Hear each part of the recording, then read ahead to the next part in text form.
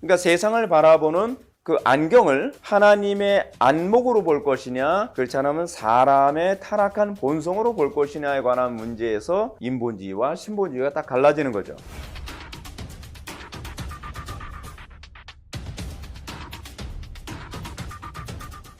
하나님 말씀은 창세기 49장 22절부터 26절까지의 말씀, 구약성경 79페이지입니다.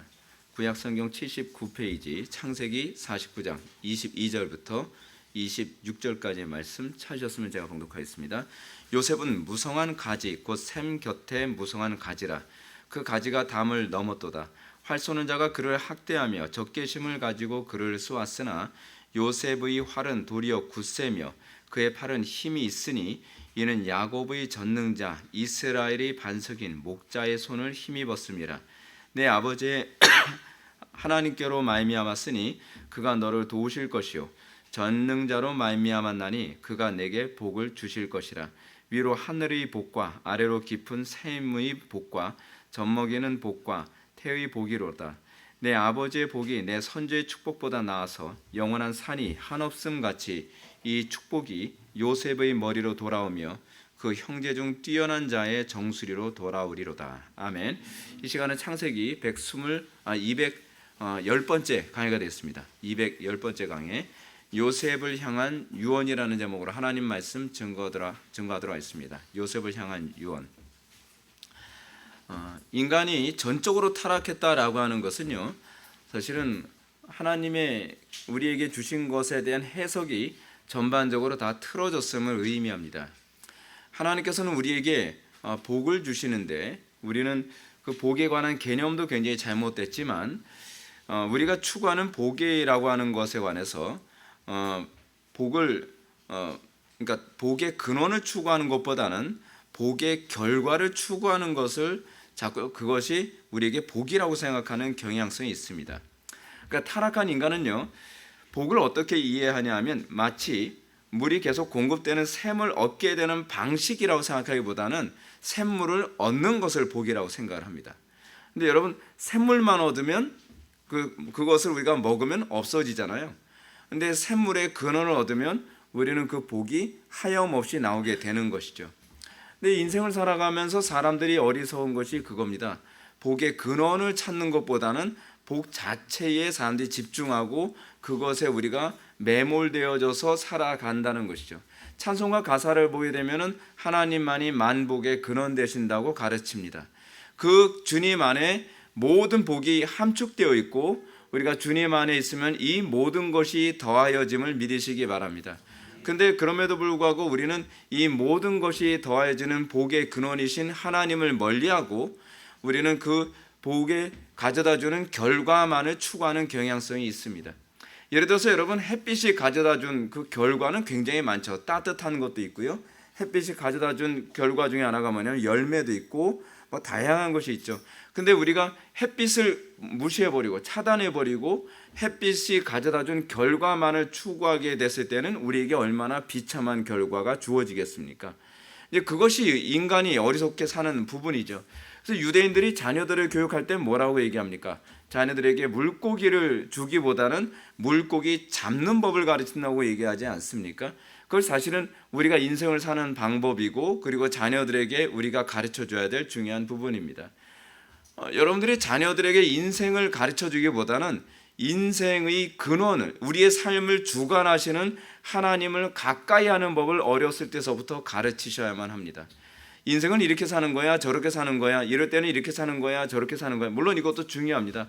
근데 그것보다 더 중요한 것은 이 모든 것을 주관하시는 하나님을 범사에 가까이 하는 법을 가르치게 되면 여러분들의 자녀들이 결코 이 세상에서 실패한 삶을 살지는 않을 것입니다. 우리가 지금까지 계속적으로 살펴보았던 것처럼 창세기 전체는 끊임없이 복의 결과가 아니라 복의 근원 되시는 하나님과의 관계에 관해서 계속적으로 가르치고 있습니다. 창세기 기록자 모세는 창세기를 통해서 복이란 하나님 자체라고 가르치고 있습니다. 그러니까 너는 복이 될지라, 너는 복을 받으라. 이런 창세기, 여러분, 창세기는 복에 관한 내용을 계속적으로 다루고 있거든요. 복리해야 되면 김 목사 기복주의다라고 생각할지 모르겠는데 그 복이 우리가 생각하는 물질적 복이 아니죠. 이 복이라고 하는 그 근본적 개념은 뭐냐면 하나님과 함께함이 복입니다.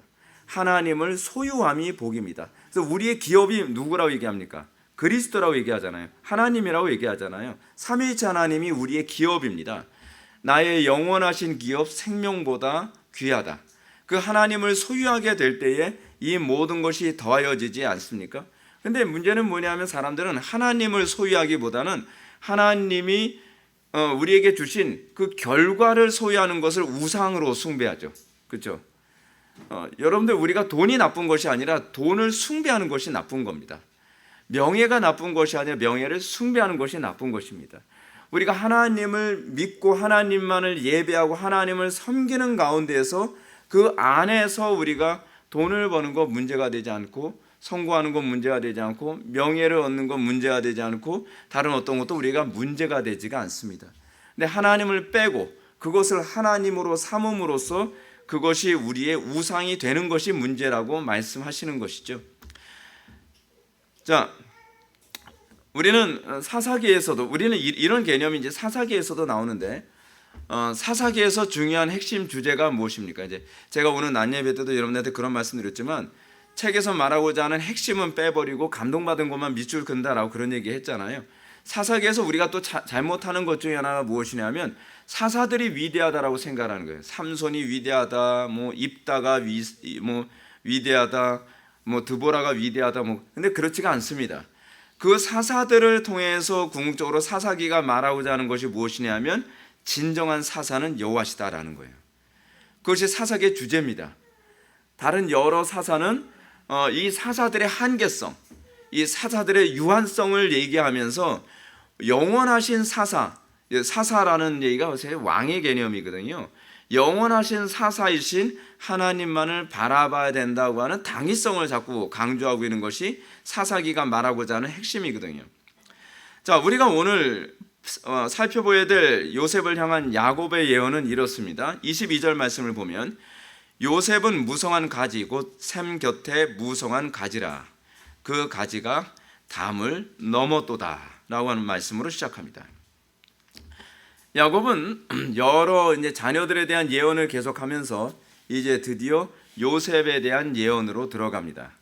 요셉에 대한 예언하기 전에 요셉이 어떤 존재인지를 먼저 정의를 하는데요. 그는 무성한 가지 곧 샘 곁의 무성한 가지라고 합니다. 요셉이 어떤 존재입니까? 요셉은 무성한 가지를 가지고 있습니다. 그래서 그의 무성한 가지로 인해서 많은 사람들이 그 그늘에 깃들고 요셉을 통해서 많은 사람들이 덕을 입죠. 그렇죠? 근데 요셉은 단순히 무성한 가지를 소유한 존재가 아닙니다. 요셉은 샘 곁에 무성한 가지라고 합니다. 샘 곁에. 이는 요셉의 풍요로움의 근원, 요셉이 그 풍성한 가지를 가질 수 있었던 근원이 어디 있었는가를 얘기하는 것이죠. 그 샘이죠, 샘. 그렇죠? 샘 옆에 나무가 있었기 때문에 이 무성한 가지를 뻗을 수 있게 됐다는 점을 강조합니다. 근데 우리는 주로 뭘 보냐면 가지를 봅니다. 무성한 가지, 그리고 무성한 열매, 좋겠다. 우리는 그렇게 생각하죠. 근데 야곱이 요셉에 관해서 얘기할 때는 무성한 가지 또는 무성한 열매, 그게 아니라 그 나무가 어디에 있었기 때문에 무성한 가지를 뻗을 수 있었는가를 얘기해 주고자 하는 것입니다. 우리가 인생을 살면서 우리가 보아야 될 것이 그거잖아요. 예를 들어서 우리는 어떤 한 분야의 최고 베스트가 된 사람들을 보면은 그 사람이 베스트 된 것에 대해서만 우리는 부러워하죠. 또는 그 사람이 그게 성공하게 된 것에 대해서만 우리는 부러워한단 말이에요. 근데 우리는 그걸 보는 것이 아니라 그 베스트가 될 때에 그가 어디서 출발했는가, 그가 어떠했기 때문에 베스트가 될 수 있었는가를 볼 줄 아는 사람이 지혜로운 사람이지 않겠습니까? 야곱도 자기 아들 요셉에 관해서 얘기하면서 요셉이 이 풍성한 가지를 소유할 수 있었던 것은 어디에 있는가? 그것은 바로 샘 옆에 있는, 그 샘은 누굴 얘기하는 거죠? 하나님이시죠. 하나님을 항상 섬기고 항상 하나님과 동행하는 삶을 사는 것, 그 하나님을 샘으로 삼았기 때문에 요셉의 삶이 이렇게 풍성한 가지를 뻗는 그런 삶이 가능할 수 있었다는 얘기입니다. 이 개념이 사실 시편 1편 3절에 나오는 개념이거든요. 시편 1편 3절은 이렇게 얘기하죠. 그는 시냇가에 심은 나무가 철을 따라 열매를 맺으며 그 잎사귀가 마르지 아니함 같으니 그가 하는 모든 일이 다 형통하리로다 라고 얘기합니다. 요셉에게 주로 많이 나온 표현이 형통이라는 거 알고 계십니까? 그가 형통하였더라. 형통하였더라. 요셉에게 많이 붙는 수식어는 형통하였다는 겁니다. 근데 어떻게 형통하는가? 그가 형통할 수 있었던 근거가 어디에 있는가? 그것은 그가 샘 곁에 심겨진 나무로서 삶을 살았기 때문이라는 겁니다. 요셉의 풍요는 바로 하나님과 경건한 관계를 끊임없이 이어가는 관계였습니다. 요셉의 인생을 가만히 우리가 들여다보면 요셉은 하나님과 갈등한 적이 없습니다. 요셉은 바로 예수 그리스도의 예표이기도 하죠. 저는 여러분들이 요셉 같기를 바랍니다. 저는 여러분들이 다윗과 같기를 바랍니다. 다윗이나 요셉에 관한 그 평가가 무엇입니까? 다윗은 내 합한 자로다. 하나님하고 갈등하지 않습니다. 하나님의 말씀이 떨어지면 그 말씀에 대해서 어린아이처럼 순종하고 따라갑니다. 그래서 일개 목동, 여러분 목동하게 되면 우리가 봤을 때는 어떤 식이냐면 과거에 우리나라에서 가장 천대시하던 직업 중에 하나가 그 돼지 잡고 소 잡는 사람이었잖아요. 근데 거의 그 정도 수준입니다. 아버지도 무시하는 목동. 그래서 사무엘이 왕으로 기름 부으려고 딱 왔을 때 아예 다윗은 무시해버리지 않았나요? 자식이 또 하나 있을 텐데요. 걔는요 양이나 치는 그 냄새나고 좀 별볼일 없는 애예요. 그 정도로 무시당하던 일개 목동이 나중에 어느 자리까지 왔어요? 맨 끝에서 맨 끝으로, 왕의 자리로. 근데 그게 우연이 아니라는 거예요. 그것이 가능할 수 있었던 것이 무엇인가? 하나님을 나의 샘의 근원으로 삼는 삶을 살았기 때문입니다. 여러분들이 어떻게 사느냐 별로 중요하지 않습니다. 여러분들의 자녀들이 지금 학교에서 공부를 못해서 형편없고 별로 재능도 없고 그렇게 머리도 안 좋은 것 같다. 그건 중요한 문제가 아닙니다. 진짜 중요한 것이 뭐냐면 여러분들의 자녀들이 과연 무엇을 샘의 근원으로 삼고 살도록 만드느냐가 그 미래를 결정합니다. 우리 인생의 모든 것을 결정하시는 분이 하나님이시지 않습니까? 이 땅에서 나름대로 공부 열심히 하고 성공하고 좋은 대학 가고 돈도 많이 벌고 그랬다고 하는데 나중에 인생을 살아가면서 완전히 인생이 풍비박산되는 사람들이 얼마나 많습니까? 근데 하나님을 나의 샘으로 삼고 하나님과 갈등하지 아니하고 어떤 어려움이 있더라도 그 하나님을 따라가게 될 때에 물론 어려움은 있죠. 어려움은 있는데 하나님께서 그 삶을 보장해 주시고 그 인생을 복되게 살도록 만들어 주실 것을 믿으시기 바랍니다. 요셉이 그렇습니다. 요셉은 서론에서 제가 언급한 것처럼 복을 많이 받은 사람처럼 보입니다. 요셉에게 이런 복이 임한 것, 그러니까 요셉이 애굽의 총리가 되었다라고 하는 그 모습만 보면은 참 부러운데 요셉이 애굽의 총리가 되기 이전에 그의 삶을 보게 되면 그의 일관성이 이것이 가능할 수 있었구나라는 걸 알게 되지 않습니까? 요셉이 만약에 하나님과 불화하는 그런 삶을 살았다고 한다면 결코 애굽의 총리가 될 수 없었습니다. 감옥에 가서 그렇게 환상을 받고 예언해 줄 수 있는 그런 사람이 될 수도 없었고, 그리고 애굽의 총리가 돼도요 그렇게 탁월하게 애굽을 다스릴 수 있을 만한 그 기능적 행정 능력이 탁월하지도 않았을 것입니다. 근데 그의 인생의 수많은 우여곡절 가운데서도 그는 충성됐고 하나님과의 관계에서 갈등하지 않았고 성실했습니다. 그 인생의 모든 것이 차곡차곡 쌓여서 이 애굽의 총리라고 하는 하나의 위대한 인물이 만들어진 것 아닙니까? 사람이란 존재는 그렇습니다. 사람이란 존재는요 이제까지 살아왔던 인생의 총화입니다. 그러니까 저는 여러분들에게 질문을 던지고 싶어요. 여러분들 이 자리에는 어린애부터 시작해서 지금 연세 많으신 분들이 있는데 여러분들이 살아온 인생의 총화로서 여러분들의 모습과는 어떤 모습입니까? 여러분들 수많은 사건들, 수많은 어려운 일들을 많이 겪으면서 삽니다. 초등학생들한테 물어보세요. 내 인생의 총화는 뭐니? 맨날 대굴대굴 굴러다니고 딴짓하고 장난질하고 맨날 구슬치기 하고 그게 너의 인생의 총화야. 근데 여러분 하나하나 학교 공부, 잘했느냐 못했냐가 중요한 것이 아니라 거기서 얼마나 성실하고 얼마나 하나님을 의뢰하며 살았느냐가 중요한 거죠. 그것이 차곡차곡 쌓여서 중학교 때의 모습, 고등학교 때의 모습, 대학교에서의 모습, 그리고 결혼에서의 모습, 성인으로서의 모습에서 내 모습은 과연 내 인생은 수많은 사건에서 하나님과 관계를 흐트러뜨리지 않고 하나님 안에서 세워가는 그런 삶을 살았는가? 그렇게 산다면요, 우리가 인생의 어느 정점에 딱 도달했을 때 나는 인생을 참 잘 살았구나 라고 하는 그런 고백을 하게 될 것입니다. 실제로 요셉의 삶을 보았을 때 그의 젊은 시절은 마치 극한 가뭄 가운데 힘겹게 살아가는 나무와 같지 않았습니까?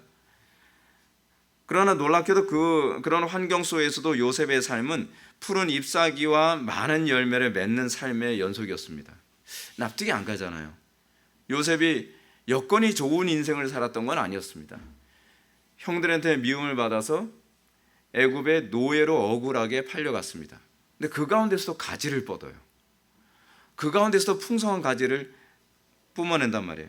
더 나아가 왕의 제수들을 가두는 끔찍한 감옥에 갇힌 상황에서도 그는 여전히 그곳에서도 푸른 가지를 뻗어내는 삶을 살았습니다. 그는 환경의 영향을 받지 않았습니다. 도리어 어떤 상황에서도 푸른 잎사귀와 근사한 열매를 맺는 삶의 연속이었습니다. 우리가 만약에 여러분 애굽의 노예로 산다고 하는 개념이 여러분 뭔지 모르시죠?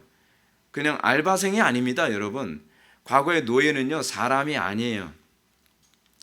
근데 자유인으로 살던 그가 애굽의 노예로 살게 되었을 때에 그가 얼마나 성실하고 그가 얼마나 탁월한 삶을 살았는지 알겠죠? 그 안에서 히브리인이 애굽인들 사이에서 그 가정 총무가 될 수 있었다고 한다면 그가 얼마나 성실하고 인정받는, 신뢰받는 삶을 살았는지 알만하죠. 여러분, 우리는 계속적으로 에베소서나 골로새서를 보게 되면은 종들아 상전에게 이렇게 하라라고 하는 얘기가 나오거든요. 우리의 인생의 삶에 있어서 우리에게 주어진 수많은 환경 가운데에 우리는 계속적으로 우리는 얼마나 성실하고 충성된 삶을 살았는가, 특히 하나님과 갈등하지 않으면서 삶을 살았는가를 고민을 좀 많이 해야만 합니다. 근데 이런 삶이 가능했던 것, 환경이 좋았기 때문이 아니죠.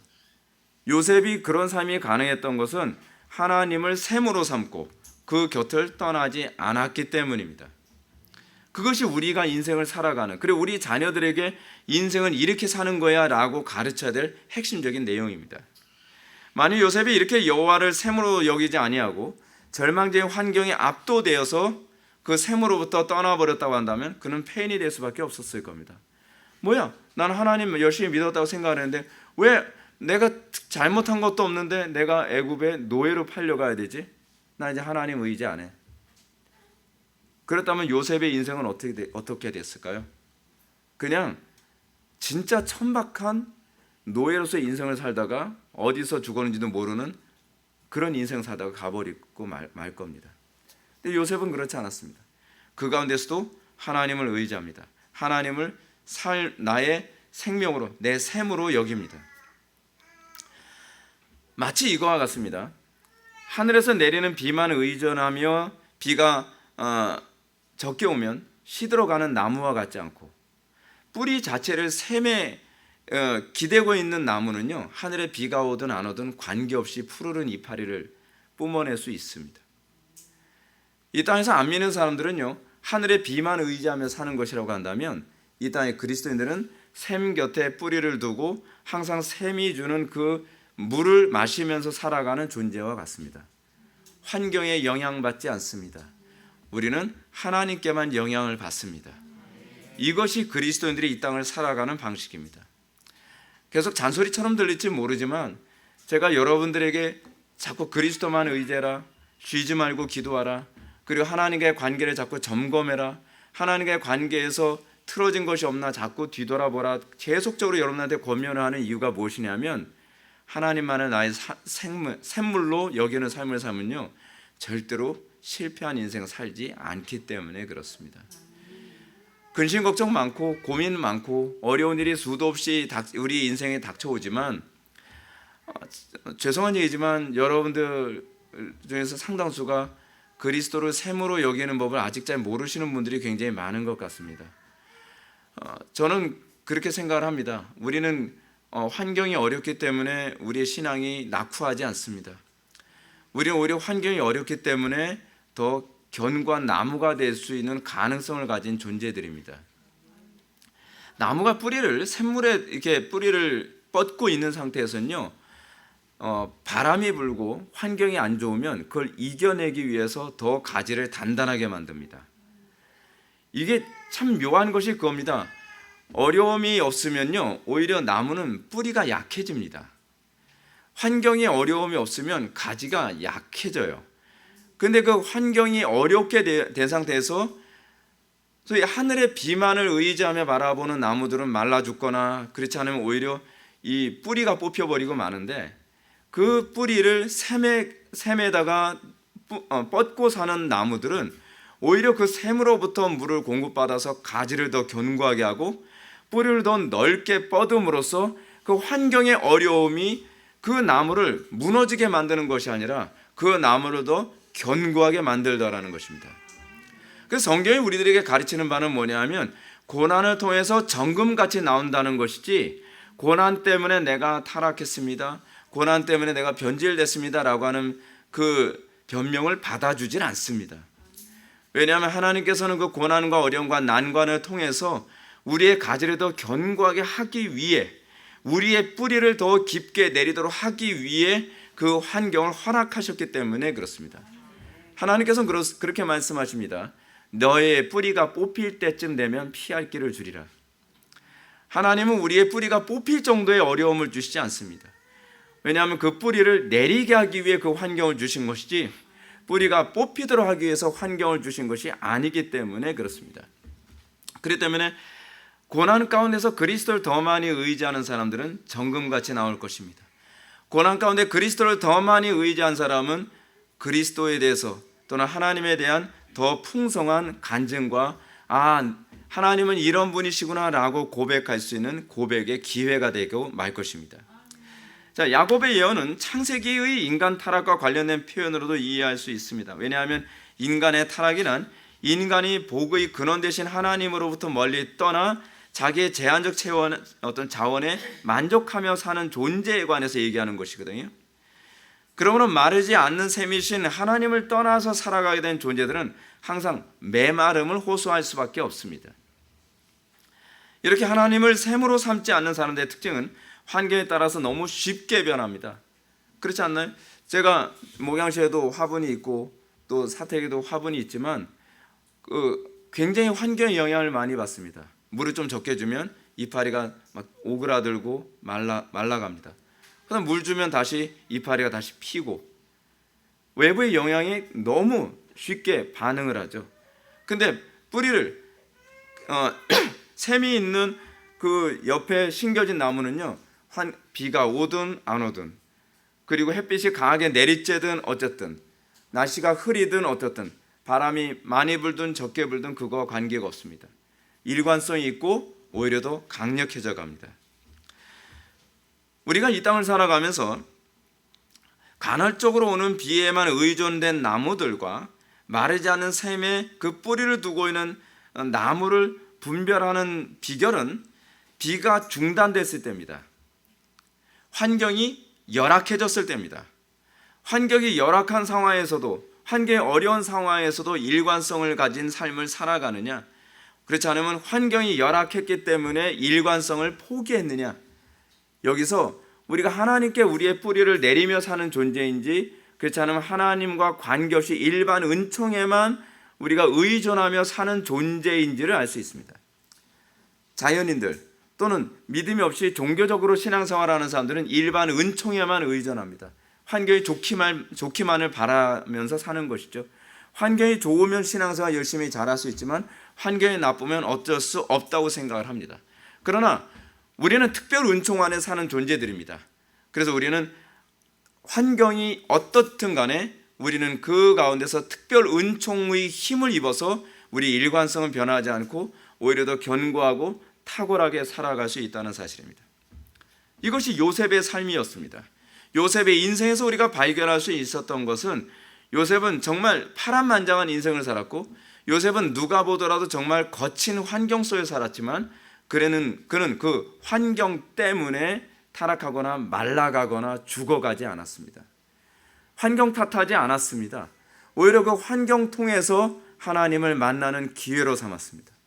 그 환경을 통해서 우리의 믿음이 더 견고해지는 것처럼 요셉의 인생은 그 환경 때문에, 어려운 환경 때문에 더 가난한 마음을 가지고 더 하나님께 뿌리를 깊게 뻗어내는 법을 배워갔던 것이죠. 그래서 그게 신앙입니다. 그 신앙이에요. 여러분, 우리 인생 살아가면서 인생이 편할 거라고 생각하지 마십시오. 그거는 미신입니다. 인생 편하지 않습니다. 누군가 얘기했던 것은 인생은 고달픈 겁니다. 근데 그 고달픈 인생 속에서 우리가 그리스도를 더 많이 알아가는 쪽으로 갈 것인가, 그렇지 않으면 그리스도를 더 멀리하며 살 것인가가 신앙이냐 아니냐를 규정하는 중요한 시금석 아니겠습니까? 사랑하는 성도 여러분, 저는 우리 회복의 교회 성도들에게 요셉과 같은 이런 변함없는 신앙의 모습이 나타나길 바랍니다. 변함이 없을 뿐만 아니라 날이 갈수록 더욱더 성화되어지고, 날이 갈수록 더욱더 그리스도의 향기를 풍기고, 날이 갈수록 그리스도가 그에게서 선명하게 보여지는 사람으로 세워지기를 바랍니다. 저는 여러분의 삶이 화분 속에 심겨진 나무가 아니길 바랍니다. 우리는 샘 곁에 뿌리를 둔 마르지 않는 나무여야만 합니다.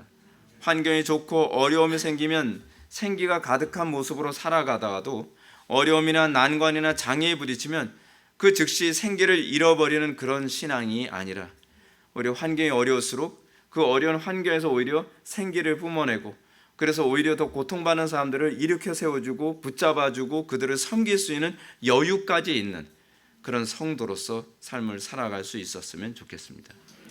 우리가 요셉에게 주어진 축복의 예언을 살펴보면 우리가 좀 더 좋은데요. 요셉에 관해서 이렇게 얘기합니다. 그 가지가 담을 넘었도다라고 얘기합니다. 요셉은 단순히 그 가지를 넓게 뻗는 그 은총만을 가지고 있었던 것이 아니라 그 가지가 담을 넘었다는 것입니다. 담을 넘었다는 이 말의 의미는, 요셉의 풍요는 애굽에서 형제들과 아비 가족들을 구원하였듯이 장차 하나의 지파를 이루게 될 요셉의 지파는 그 풍요를 다른 지파들에게 확산시키는 존재가 될 거라는 것입니다. 우리가 요셉의 인생에서 보게 되었을 때에 나타나는 것이 무엇입니까? 요셉의 인생은요, 자기 혼자 믿음을 유지하고 자기 혼자 하나님과 더 가까워지는 상황, 그게 아니라 그의 삶이 고달픔에도 불구하고 다른 사람들에게 덕을 끼치고 다른 사람들에게 유익을 끼치는 삶의 연속선상에 있었다는 사실입니다. 요셉이 가는 곳마다 다른 사람이 복을 받았습니다. 요셉이 애굽의 그 보디발의 그 가정 총무로 들어가니까 그 집안 전체가 다 잘 되는 겁니다. 그가 복의 근원, 복의 원천의 역할을 한 겁니다. 하다못해 요셉이 애굽의 왕에게 범죄한 그 죄수들을 가두는 감옥에 들어가서도 그는 그 안에서조차도 복의 근원의 역할을 살았습니다. 저는 그게 그리스도인이라고 생각을 합니다.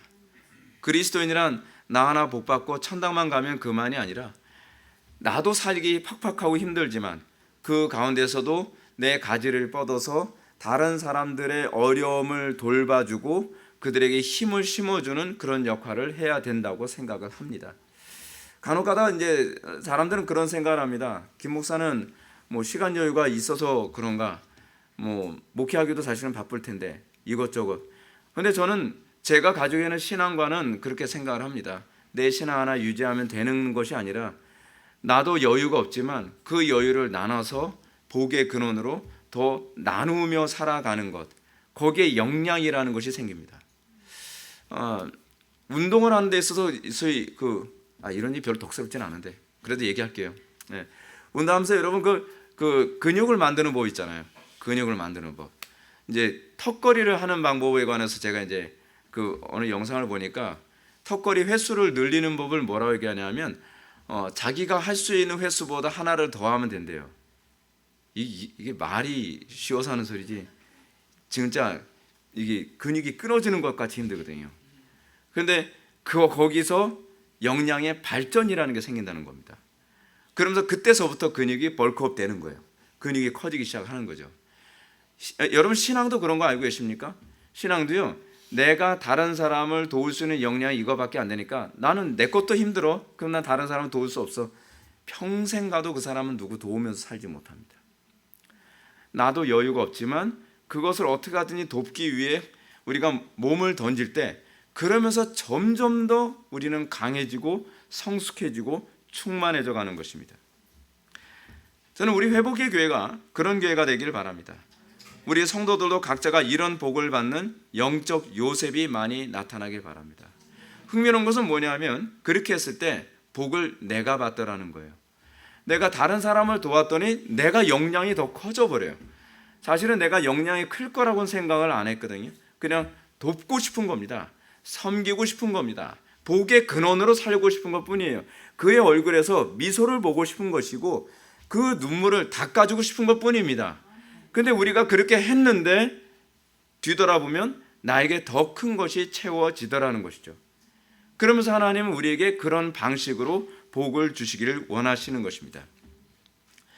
근데 자기 신앙 하나 유지하길 바라는 사람은요 항상 신앙이 고만고만합니다.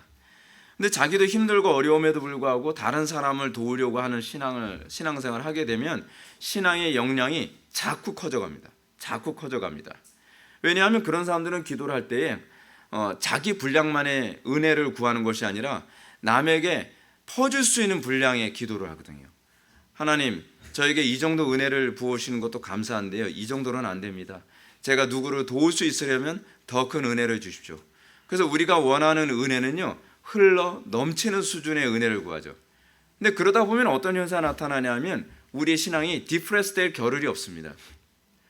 나만 먹고 잘 살고 내 쓸 것만 있으면 된다 하게 되면 항상 메말라 있어요. 항상 부족하다는 생각이죠. 근데 다른 사람들한테 더 주고 싶은 마음으로 우리가 은혜를 추구할 때는요 메마를 겨를이 없습니다. 왜냐하면 내가 메말랐는가라는 걸 생각하기 전에 내가 저 사람에게 줘야 되는데 주지 못하는 것에 대한 탄식이 먼저 오거든요. 그러니까 항상 그 사람은 충만해 보일 수밖에 없는 것이죠. 근데 그게 요셉에게 나타나는 인생의 모습입니다. 여러분 우리가 요셉 한번 생각해 봅시다. 요셉이 자기 인생을 한탄하면서 나도 살기 힘든데 내가 생각하게 되겠냐. 내가 보디발의 집안 아이고 그건 마음에 여유 있고 좀 그런 사람들이 사치스러운 생각이지. 나도 여유가 없는데 뭐. 그랬다고 한다면 요셉은요. 애굽의 총리는 고사하고 보디발의 집에서 맞아 죽었을지도 모릅니다. 그게 노예의 운명이거든요. 근데 요셉은 노예의 운명을 넘어섰습니다. 노예의 운명을 넘어설 수 있었던 것은 그의 삶 자체가 노예가 아니기 때문에 그래요. 그의 스피릿은요. 자유인이에요. 근데 우리는 자유인이지만 삶 자체는 노예로 살고 있어요. 과연 그런 사람에게 뭘 기대하겠습니까? 그리스도인은요. 세상과 구별됩니다. 그리스도인은 그의 삶이 자유인의 삶일 수밖에 없습니다. 왜냐하면 어떻게 하든지 이웃에게 사랑을 더 확산시키고 싶은 것이 그 중심에서 샘처럼 끌어오는 존재이기 때문에 그렇습니다. 오늘날 영적인 요셉은 그의 삶과 모습만 보더라도 사람들로 하여금 기쁨과 평안과 은혜의 부유함을 맛보게 하는 사람들입니다. 그들은 지혜와 신중함과 사랑과 경건함으로 자기 만족뿐만 아니라 공동체의 다른 지체들에게 풍성한 유익을 주는 사람입니다. 자기의 만족을 위해서 무엇인가 추구하는 것이 아니라 그 유익을 나누기 원해서 그것을 추구하는 사람들입니다. 그는 공동체를 안식처가 되도록 하고 어둠에 빠진 사람들을 살리고 눈먼 자를 자유케 하는 데 관심을 갖습니다. 이런 사람들을 통해서 공동체는 생명력을 이어가며 위기를 헤쳐나가게 되는 것입니다. 이제 우리는 요셉에게 주어진 이 영광스러운 복이 어떻게 주어졌는지 한번 보시겠습니다. 23절부터 25절까지의 말씀을 다 같이 읽겠습니다. 시작.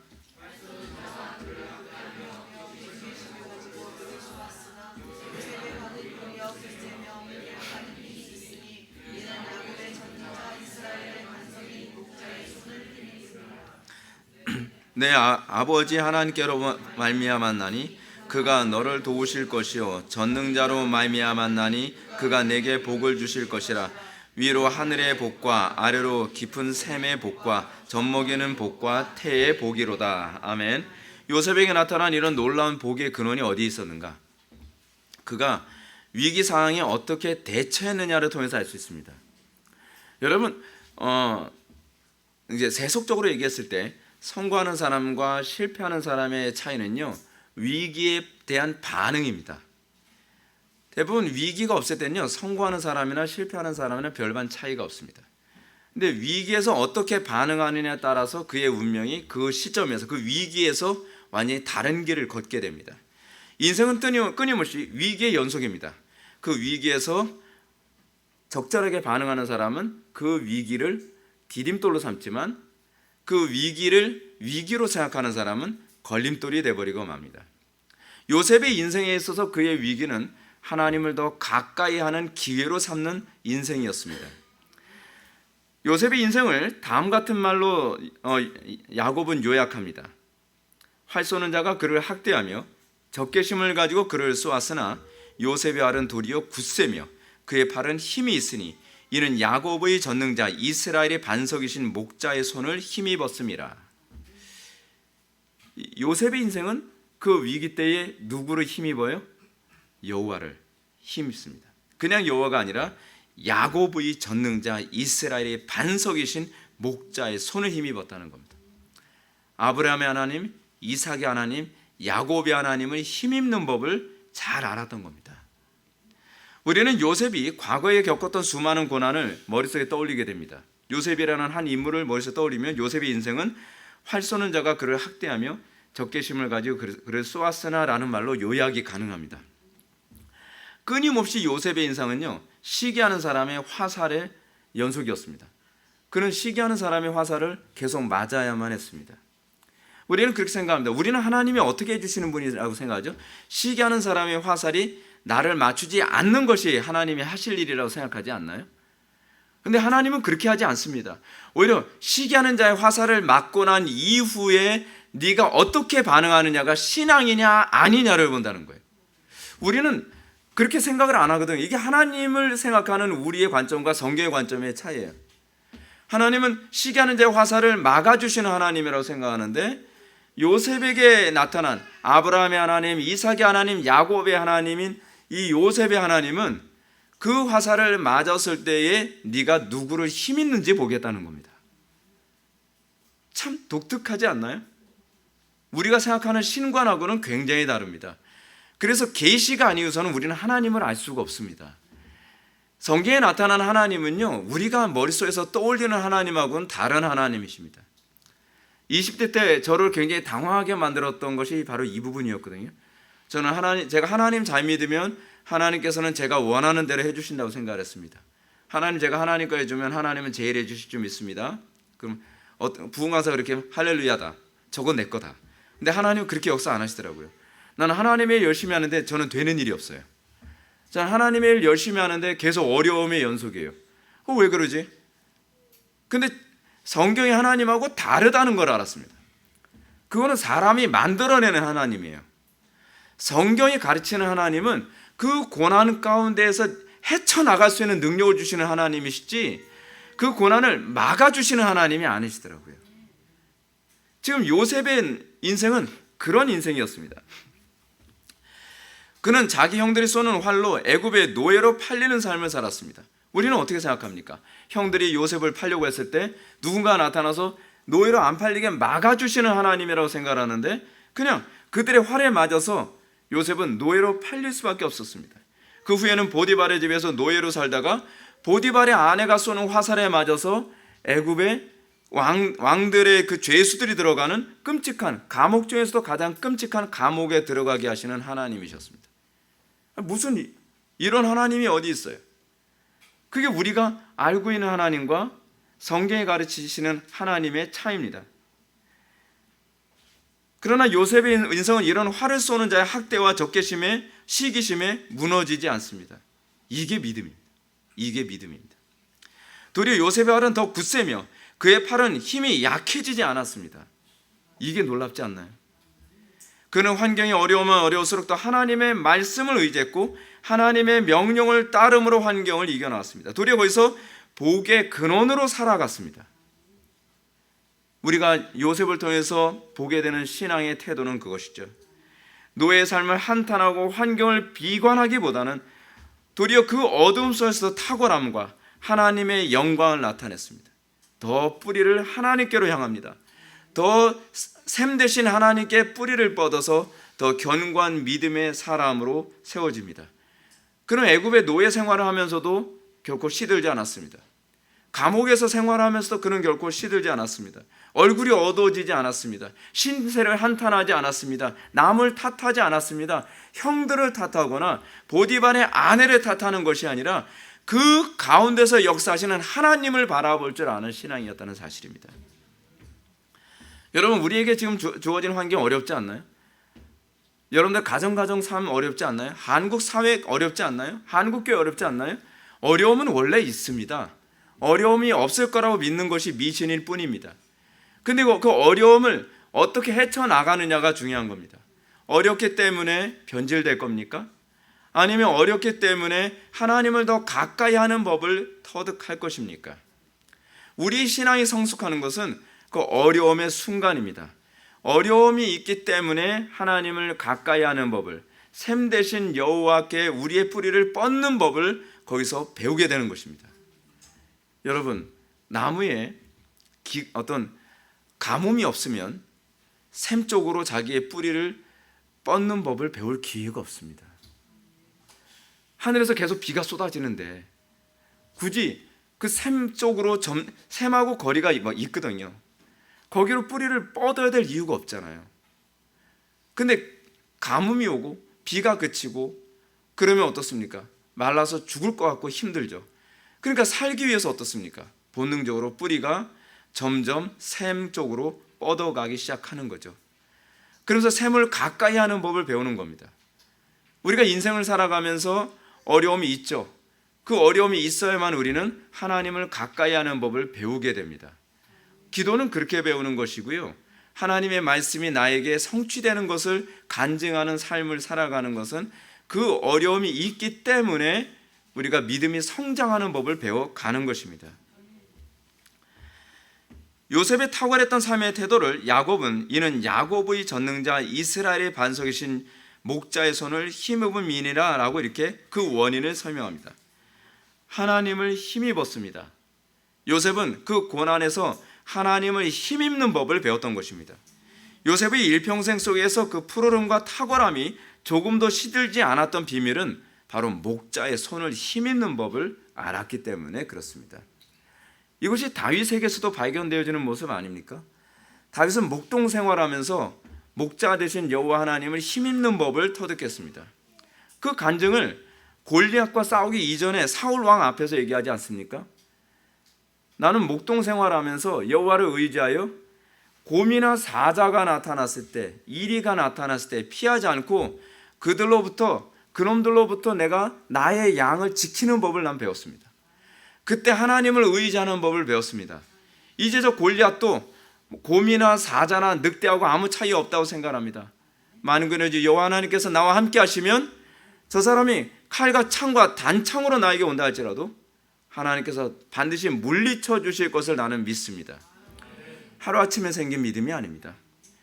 그 삶의 수많은 어려움, 어떤 면에서는 감당할 수 없는 곰이나 그런 사자나 늑대 같은 야수들이 오는 그 환경 속에서 하나님을 나의 샘으로, 하나님께 내 고난 가운데서 뿌리를 뻗는 법을 배웠기 때문에 골리앗이라고 하는 거대한 그 병사가 나타났을 때 그 병사를 물리치는 법을 당당하게 고백할 수 있었던 것입니다. 문제는요, 사울에겐 그 기간이 없었습니다. 사울은 좋은 환경이 있어야만, 좋은 갑옷이 있고 그 수많은 병사들이 나를 호위해 줄 때라야만 이길 수 있다고 생각하는, 마치 하늘에서 비가 내려야만 이 가지를 뻗을 수 있는 거 아니야 라는 사고밖에는 할 줄 모르는 사람이었다는 것이 문제죠. 그러니까 사울의 인생은 비참해질 수밖에 없는 겁니다. 어려움이 생기면 변질됩니다. 어려움이 생길 때마다 점점 하나님하고 멀어집니다. 다윗하고 근본적 차이가 바로 여기에 있었던 것이죠. 이런 야곱의 설명은 22절에서 요셉이 샘 곁에 무성한 가지라고 했던 말과 짝을 이룹니다. 그렇습니다. 어려운 상황과 환경 속에서도 요셉이 결코 시들지 않고 생명력을 잃지 않았던 것은 요셉의 탁월한 삶에 있는 것이 아니라 요셉이 하나님을 의지했기 때문에 그렇습니다. 그는 어떤 상황에서도 하나님과 올바른 관계를 맺고 있었습니다. 그는 어떤 상황에서도 자기의 소명을 외면하지 않았습니다. 그는 자기 환경 속에서 소명을 찾아낼 줄 아는 사람이었어요. 우리는 그런 거 있지 않나요? 내가 원치 않은 곳을 가게 됐습니다. 근데 요셉은 그것이 내 소명지라고 생각한 겁니다. 요셉은 자기 의지와 관계없이 그는 애굽의 노예로 팔려갔습니다. 그러나 요셉은 그것을 소명지로 삼았습니다. 요셉은 자기가 원치 않은 상태에서 감옥에 갔습니다. 그런데 그곳을 요셉은 자기의 소명지라고 생각을 했습니다. 그리고 요셉은 자기가 원치도 않았는데 애굽의 총리가 됐습니다. 그리고 그곳을 자기의 소명지로 삼았습니다. 여러분, 이런 사람을 과연 누가 감당할 수 있겠습니까? 이런 사람이야말로 정말 복의 근원 아니겠습니까? 어떤 고난과 어려움이 있어도 그를 무너뜨릴 수 없습니다. 그는 오히려 고난에서 더 강합니다. 오히려 그 고난 가운데서 그는 자기가 서 있는 그곳이 소명지라는 의식을 가지고 살아갑니다. 그는 비록 자신의 삶이 비참하고 아무 소망이 없어 보인다 하더라도 하나님을 원망하거나 환경을 탓하지 않았습니다. 도리어 그 어려운 환경 속에서 하나님의 손을 힘입는 법을 점점 더 능숙하게 터득해가는 것, 그것이 바로 믿음입니다. 그것이 바로 요셉의 인생에서 발견하는 믿음의 노하우죠. 요셉은 자신의 삶이 형통하든 형통하지 않든 관계없이 하나님의 명령을 준행하며 하나님과 올바른 관계를 유지해 나갔습니다. 목자의 손을 힘입어 살아갔습니다. 이렇게 하나님과 올바른 관계를 유지하는 것이야말로 나무가 마르지 않는 샘을 곁에 두고 사는 법이죠. 사랑하는 성도 여러분, 우리가 이 험악하고 어두운 세상을 살아가면서 영적 요셉 지파로서 삶을 살아가는 교회가 되길 바랍니다. 그런데 각자가 여러분들 각자 모여 되면은 다 사연 없는 사람이 어디 있습니까? 다들 어떤 각자의 어려움과 난관이 있죠. 그럼에도 불구하고 그 가운데서 우리의 삶의 태도가 중요합니다. 우리는 그렇게 생각하지 않나요? 나는 왜 이렇게 팔자가 거세서 나는 이 모양 이 꼴인가? 다 알아보면요, 팔자 다 거세요. 예. 사는 거 보면 다 힘들어요. 그렇지 않나요? 근데 그 거센 팔자 속에서도 어떤 태도를 견지하며 사는가? 그게 문제죠. 그게 문제. 그 거센 팔자 안에서 하나님을 힘있는 법을 배워가며 살아가는 사람은 남들 보기에는요, 팔자 좋아 보입니다. 우리의 삶의 태도가 인생의 방향을 바꾸죠. 하나님과 어떤 관계를 맺어가며 하나님께서 나에게 주신 환경에 대한 나의 태도와 나의 반응, 나에게 주신 그 어려운 부분을 소명지로 여기고, 하나님께서 나를 여기로 보내신 것은 내가 이곳에서도 복의 근원으로 살라고 보내셨구나라고 하는 정말 긍정적이지 않나요? 기독교인들은요, 굉장히 긍정적입니다. 여러분, 미국이라고 하는 나라를 가보신 분들은 느끼시죠? 굉장히 사고가 긍정적입니다. 하다못해 우리나라 사람들과 미국 사람의 차이가 뭐냐 하면, 우리나라 사람들은 새를 보면 새가 울고 있다고 봅니다. 새가 울고 있어요. 근데 미국 사람들은 새가 노래한다 그럽니다. 아니, 같은 새를 보는데 어떻게 느낌이 다릅니까? 예. 한쪽은 울고 있다 그러고 한쪽은 노래하고 있다 그러고, 한국 새와 미국 새가 다른지 같이 모이면 한쪽은 울고 한쪽은 노래 부릅니까? 해석이죠. 해석. 근데 그 해석이 어디서 나오냐는 거예요. 그리스도인의 삶의 방식에서 나오는 거예요. 그게 바로 기독교 문명이에요. 그리스도인들이 가지고 있는 사고방식이 문명화돼 버리고 문화화돼 버리는 거죠.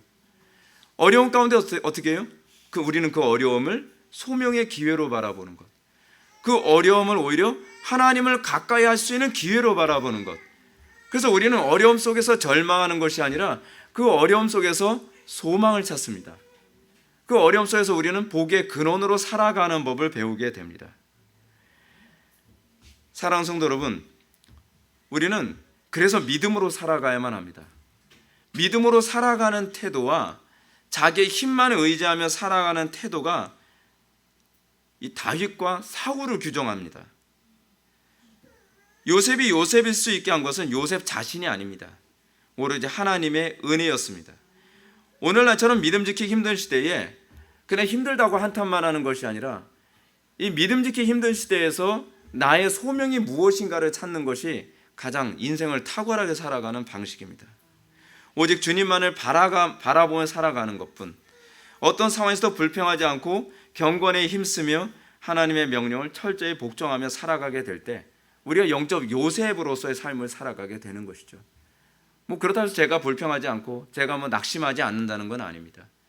저도 불평하고 저도 낙심하고 저도 마음이 내려앉을 때가 굉장히 많습니다. 근데 중요한 건 묵상입니다. 중요한 건 우리가 다시 그리스도를 바라보는 겁니다. 하나님은 알고 계십니다. 우리 존재 자체가요 항상 무너질 준비가 되어 있고 항상 낙심할 준비가 되어 있다는 거 너무 잘 알고 계십니다. 근데 하나님께서는 그 가운데서 우리에게 은혜로 다시 힘을 불어넣어 주시는 거죠. 다시 나를 바라봐라. 다시 나를 붙잡아라. 네가 살 수 있는 길은 선택의 여지가 없어. 그 뿌리를 하나님께로 향해라. 그러면 너의 인생이 달라질 것이다. 그것이 성경에 나오는 인물들의 모습입니다. 엘리야는 우리와 성경이 같은 사람입니다. 차이가 있다면 믿음이 있느냐 없느냐의 차이뿐이지 그분들에게서 탁월함은 없습니다. 탁월하신 분은 여호와 하나님 한 분밖에 없는 줄 믿으시기 바랍니다. 그분들을 너무 영웅화할 필요는 없습니다. 우리가 항상 바라봐야 될 분은 여호와 하나님이시지 그분들의 뒤에서 그분들이 그 모습을 갖게 하신 분이시지 아브라함이나 이삭이나 야곱이나 다윗이나 엘리야 이런 사람들이 아닙니다. 이제 저는 25절부터 26절의 말씀을 통해서 영적 요셉 지파로 살아가는 성도들에게 주어지는 복이 얼마나 엄청난 것인지를 말씀드리고 말씀을 마치겠습니다. 한번 다 같이 한번 읽어보실까요? 25절과 26절입니다. 다 같이 읽겠습니다. 시작. 내 아버지의 하나님께로 말미암나니 그가 너를 도우실 것이요 전능자로 말미암나니 그가 내게 복을 주실 것이라. 위로 하늘의 복과 아래로 깊은 샘의 복과 젖먹이는 복과 태의 복이로다. 내 아버지의 축복이 내 선조의 축복보다 나아서 영원한 산이 한없음 같이 이 축복이 요셉의 머리로 돌아오며 그 형제 중 뛰어난 자의 정수리로 돌아오리로다. 아멘. 저는 제가 서론에서 복과 복의 결과라는 개념을 제가 말씀드렸습니다.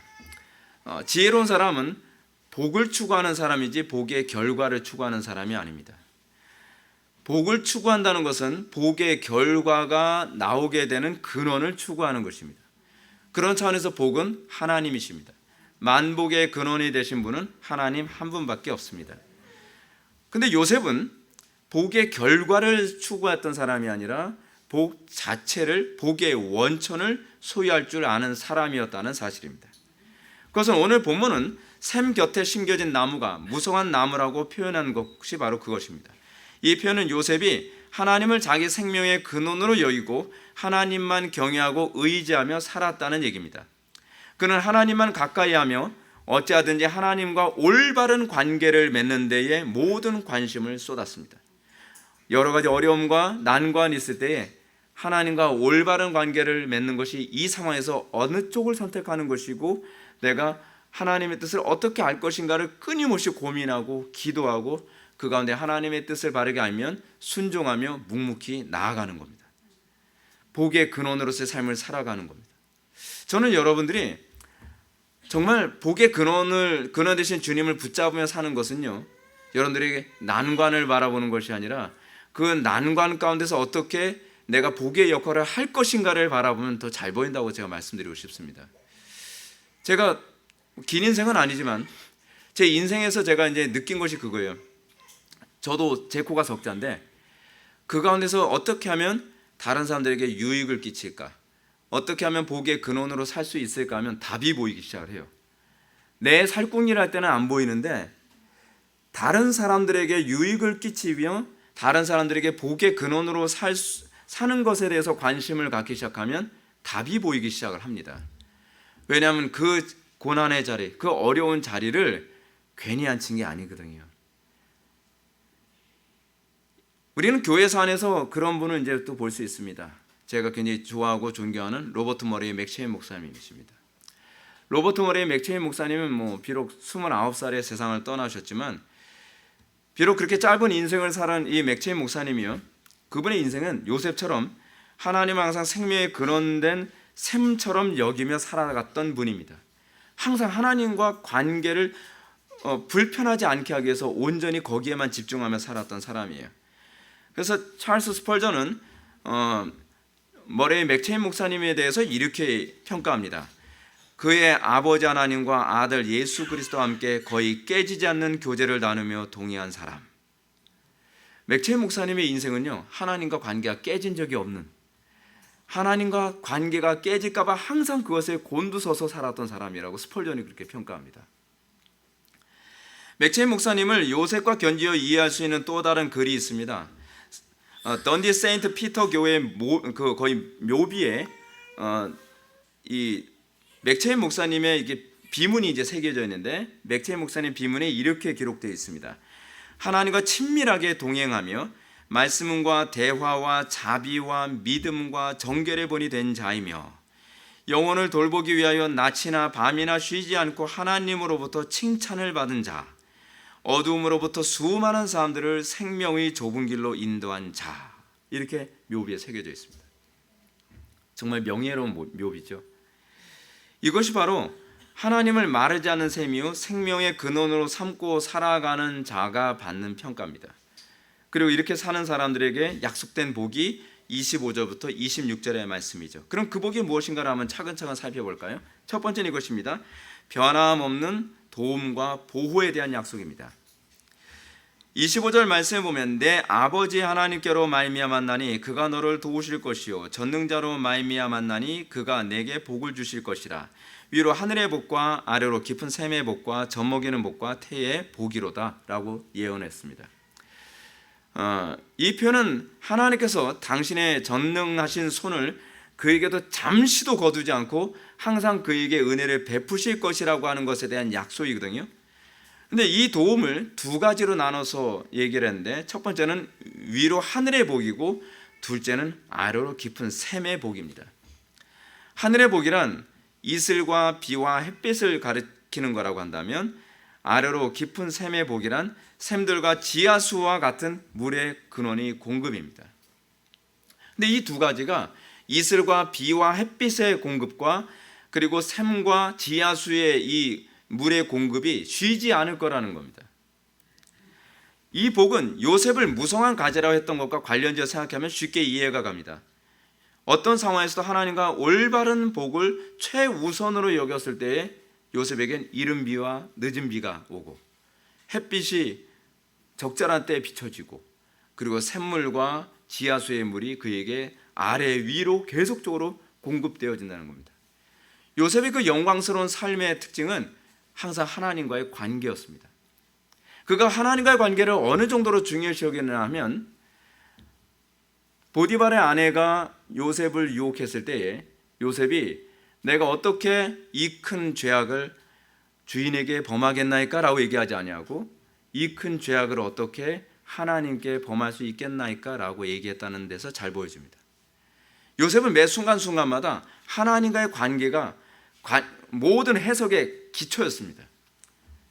인간관계 때문에 내가 당신을 범할 수 없습니다가 아니라 이 큰 악을 하나님 앞에서 범할 수 없다고 하는 하나님과의 관계의 관점으로 해석하는 것이 항상 요셉의 인생이었다는 것이 그것을 잘 비춰지는 것이죠. 두 번째 약속된 것은 젖먹이는 복과 태의 복이었습니다. 이는 앞에서 두 종류의 복을 신생아와 뱃속에 있는 아기에게 주어지는 복과 관련해서 다시 한번 강조하는 것이죠. 신생아의 복은 어떻습니까? 신생아의 생명은 어떻게 보존됩니까? 부모가 계속적으로 기저귀를 갈아주고 목욕도 시켜주고 밥도 먹여주고 또 모유도 먹이고 그걸 통해서 하지만 태아의 복은 어떻습니까? 뱃속에서 태주를 통해 어머니에게서 주어진 그 양분을 계속적으로 공급해 줌으로써 태 속에 있는 아이의 생명이 유지되는 것. 요셉에게는 이 두 가지의 축복이 주어진다는 겁니다. 신생아의 복과 태 속에 있는 아기의 복이 너에게 주어질 복이다라는 것입니다. 어떤 사람에게 이 복이 주어집니까? 하나님과의 관계를 항상 우선순위로 뒀을 때, 물론 하나님과의 관계를 우선순위로 뒀을 때는요, 사람들에게 오해 많이 삽니다. 하나님과의 관계를 우선순위 뒀을 때 욕 많이 먹습니다. 손해도 보기도 합니다. 때로는 고난을 당하기도 합니다. 제가 말씀드렸잖아요. 형제들이 요셉을 애굽의 노예로 팔 때 그거 막아주시는 것이 은혜가 아니죠. 이길 수 있게 하는 것, 그 안에서도 열매를 맺게 하시는 것, 이것이 신앙입니다. 우리가 세속적인 관점으로 이해했을 땐 하나님이 살아계신다면 왜 그거 안 막아주십니까? 하나님께서 살아계신다면 어떻게 억울하게 죄도 없는 요셉이 감옥에 갇히는 것을 방치하십니까? 우리는 그렇게 생각하잖아요. 근데 하나님께서 하시는 일은 그게 아니거든요. 그 안에서도 하나님을 의지하며 거기서도 소명을 감당하고 거기서도 하나님을 영화롭게 하는 그 복을 기대하고 계시는 것입니다. 이런 요셉의 복은 여기서 그치지 않고 26절을 통해서 이 복의 실제적인 면모를 강조합니다. 26절은 이렇게 예언합니다. 내 아버지의 축복이 내 선지의 축복보다 나아서 영원한 산이 함은 하나씀 같이 축복이 요셉의 머리로 돌아오며 그 형제 중 뛰어난 자의 정수리로 돌아오리로다. 아멘. 그래서 내 아버지의 축복이 내 선지의 축복보다 나았다라고 하는 것은 야곱의 축복이 아브라함과 이삭의 축복보다 더 나았다, 더 좋다라고 하는 얘기가 아니라 아브라함과 이삭의 축복은 그냥 예언적, 앞으로 일어날 일에 대한 예언적 축복이었다고 한다면 내가 너에게 주는 축복은 현실로 즉각적으로 이루어질 것이다 라는 차원에서의 더 나음을 얘기하는 것입니다. 축복의 즉각성과 현실성을 얘기하는 것이죠. 뿐만 아니라 야곱의 축복은 영원한 산의 한없음 같다고 합니다. 그 축복의 영원성을 강조합니다. 잠깐 있다가 없어지는 한여름 밤의 꿈과 같은 그런 축복이 아니라 그 축복이 너의 인생 전체를 주도할 것이다 라고 지금 예언하고 있는 것입니다. 그리고 이 복은 형제 중 뛰어난 자의 정수리로 돌아오리로다 라고 한 말씀처럼 다른 어떤 형제들에게 주어진 복보다 월등한 복이 될 거라는 것입니다. 실제로 여러분들 어떻습니까? 계속적으로 야곱의 자녀들의 축복에 관해서 계속 얘기 듣지만 베스트입니다. 베스트 오브 더 베스트예요. 예언의 길이도 굉장히 길고요. 내용도요. 막 경고하는 메시지가 아니라 다 축복의 메시지예요. 계속 축복의 메시지. 여러분들이 이 복이 여러분들 것 되기를 주님의 이름으로 축원합니다. 이제 말씀을 정리합시다. 사랑하는 성도 여러분, 무엇이 참된 복입니까? 교회인 이제 저를 빗대어서 얘기한다면 교회 숫자가 많이 모이는 것이 복입니까? 예배당 의리의리하게 짓는 것이 복입니까? 뭔가 재정이 많아서 좋은 차를 끌고 다니고 좋은 양복을 입고 다니고 뭔가 남들보다 화려하게 사는 것이 그의 복입니까? 아니.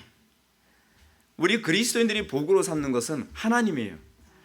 우리가 하나님과 관계를 우선순위 여기고 수많은 상황이 펼쳐질 때마다 과연 어떤 것이 하나님과 관계를 더 올바르게 맺는 것인가, 그거에 대해서 항상 고민하고 그것을 위해서 기도하고 그것을 위해서 말씀을 묵상하는 가운데 항상 하나님과의 관계를 온전히 하는 것. 근데 하나님과의 관계를 온전히 하는 중요한 시금석이 뭡니까? 그곳에서, 그 상황에서, 그 어려운 상황에서 내가 어떻게 여기서 복의 근원으로 살 것인가, 어떻게 그 어려운 상황을 내 소명의 장소로 소화해낼 줄 아는가, 어떻게 내가 거기서 소금과 빛의 역할을 감당하며 살 수 있을까를 고민하는 것. 왜 이 고민이 필요한 것인가? 하나님께서 아브라함에게 복의 근원으로 살도록 하기 위해서 복을 주신 것처럼 내가 현재 이 상황에서 복의 근원으로 살려면 하나님께서 나에게 더 큰 복을 주셔야 되기 때문에 그렇습니다. 문제는 나는 복의 근원으로 살 생각을 하지 않으면서 복만 달라고 하니까 문제입니다. 근데 내가 복의 근원으로 살려고 하면 하나님께서는 복을 주실 수밖에 없습니다. 신앙이란 어떤 환경에서도 주님과의 관계를 깨뜨리지 않고 동행하는 것입니다. 주님은 우리의 유일한 생명이요 마르지 않는 샘으로 여기는 것, 다시 얘기한다면 임마누엘이 우리의 복인 줄 믿으시기 바랍니다. 로버트 머리 맥체인 목사님의 모습에서 보여지는 것처럼 어떤 상황에서도 하나님과 깨지지 않는 교제를 나누며 동행할 줄 아는 것. 여러분들이 시간이 가면서 예수를 오래 믿어가면 오래 믿을수록 하나님과의 관계를 깨뜨리지 아니하고 그곳에서 복의 근원으로 살아가고 그곳에서 하나님을 영화롭게 하는 삶을 살아가는 것. 특히 젊은 청년들이 청년 때에 이 부분이 훈련되어져서 여러분들이 이제 사회에 중요한 역할을 하게 될 때에 요셉처럼 총리 같은 자리에 있게 될 수도 있잖아요. 그렇지 않으면 대기업의 어떤 중요한 위치, 그렇지 않으면 내가 대기업을 할 수도 있고요. 그런 중요한 위치에 있을 때 이렇게 살아온 인생이 그곳에서도 복의 근원으로 살도록 만드는 중요한 역할을 하겠죠. 근데 이렇게 젊은 시절을, 청년 시절을 또는 청소년 시절을 이렇게 보내지 않게 되면 정작 그 자리가 내가 복의 근원으로서 삶을 살아가는 자리가 아니라 내가 그 자리에 있게 됨으로써 세상이 재앙을 받게 되고, 내가 그 자리에 있게 됨으로써 세상이 오히려 엄청난 어려움을 당하게 만드는 역할을 할 수 있다는 것이죠. 인생은 일관성입니다. 여러분들 이 땅에서 복의 근원으로 살아가 본 적이 없으면서 여러분들이 중요한 위치에 앉는다고 복의 근원으로 사는 건 아닙니다. 여러분들이 복의 근원으로 살아갔던 사람이 중요한 위치에 서서도 복의 근원으로 살 수 있는 것이죠. 작은 일에 충성한 사람에게 하나님께서 큰 일을 맡깁니다. 그리고 적은 일에 복의 근원으로 살아간 사람에게 하나님께서 큰 일에 대해서도 복의 근원이 될 것을 기대하십니다. 그런데 내가 복의 근원으로서의 삶을 살아보지 않은 상태에서 내가 중요한 위치에 있게 된다면 나로 말미암아 세상은 재앙을 맞이하게 될 것입니다. 사랑하는 성도 여러분, 이 세상은요, 소금과 빛의 역할을 할, 그리고 등대의 역할을 할 존재를 기다립니다. 누가 그 일을 할 수 있습니까? 날마다 하나님과 올바른 관계를 맺고 자기가 있는 조그만 영역들, 가정, 직장, 캠퍼스, 교회, 그 조그만 영역 안에서 내가 소금과 빛의 역할을 감당하고 고난과 어려움과 난관이 있을 때에 그래서 어둠이 아니라 오히려 그 자리를 소명의 장소로 여기면서 선한 영향력을 끼치게 될 때에 하나님께서 여러분들을 기쁘게 쓰실 것이고 여러분들을 통해서 세상이 복을 받을 것을 믿으시기 바랍니다. 기도하시겠습니다. 거룩하시고 자비로우신 하나님, 우리가 요셉에게 받은 복이 우리의 복이 되기를 원합니다. 요셉의 삶의 태도가 우리의 삶의 태도가 되길 바랍니다. 우리의 삶의 매 순간순간마다 오는 수많은 어려움과 난관 속에서 하나님을 원망하기보다는 오히려 그곳에서 소명을 찾고 오히려 하나님을 더욱더 영화롭게 하는 귀한 군사로 세워질 수 있도록 은혜 베풀어 주옵소서. 예수님의 거룩하신 이름으로 기도하옵나이다.